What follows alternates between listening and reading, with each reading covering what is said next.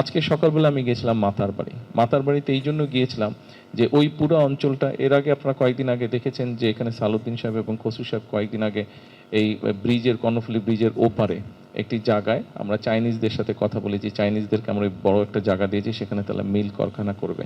কিন্তু এই মিল কারখানাগুলো চালানোর জন্য তো বিদ্যুতের প্রয়োজন, গ্যাসের প্রয়োজন।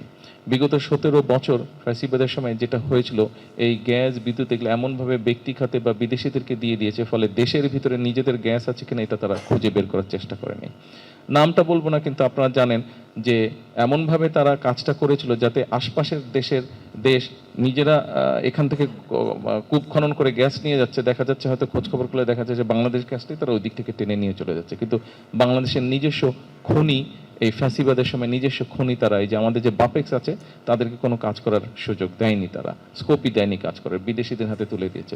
তো এই যে পরিকল্পনাহীনভাবে যে কাজ করা হয়েছে, অথবা কাউকে ব্যক্তি স্বার্থ উদ্ধারের জন্য কাউকে কাজগুলো দিয়ে দেওয়া হয়েছে, ফলে হয়েছে কি, এটার সমস্যা। এই যে বেশ কিছুদিন ধরে ধরেন গ্যাসের একটা দুর্ঘটনার জন্য গ্যাসের একটু সমস্যা আছে, আশা করি ইনশাল্লাহ আল্লাহর মতে আগামী 5-7 দিনের মধ্যে এটা ঠিক হয়ে যাবে, সমস্যা কিছুটা কমে আসবে। বিদ্যুতের সমস্যা আছে আমরা জানি, কিন্তু ওই যে ফ্যাসিবাদের সময় পরিকল্পনাহীনভাবে যে কাজগুলো হচ্ছে, ফলে তার খেসারত তারা কিন্তু অর্থ করে নিয়ে গেছে, কিন্তু তার খেসারত এই দেশের মানুষকে এখন দিতে হচ্ছে।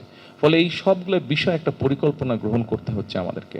এখন এই পরিকল্পনাগুলো গ্রহণ করতে গিয়ে যেই বিষয়টা, আরেকটা বিষয় দাঁড়িয়েছে, আমরা আগেও দেখেছি, আমরা 71 সালে দেখেছি, আমরা 86 সালে দেখেছি, আমরা 96 সালে দেখেছি, এই এমনকি বিগত নির্বাচনের সময় আপনারা দেখেছেন যে যাদের বিরুদ্ধে বা যারা দেশটাকে অন্যদিকে নিয়ে যেতে চেয়েছিল, আপনারা এবং আমরা একসাথে যাদের বিরুদ্ধে, বিরুদ্ধে তো না, প্রতিপক্ষ হিসাবে আমরা নির্বাচনের সময় কাজ করেছিলাম, খেয়াল করে দেখবেন বিগত কয়েকদিন ধরে এরা আবার কতগুলো কথা বিভ্রান্ত ছড়ানোর চেষ্টা করছে, বিশৃঙ্খলা তৈরি করার চেষ্টা করছে তারা।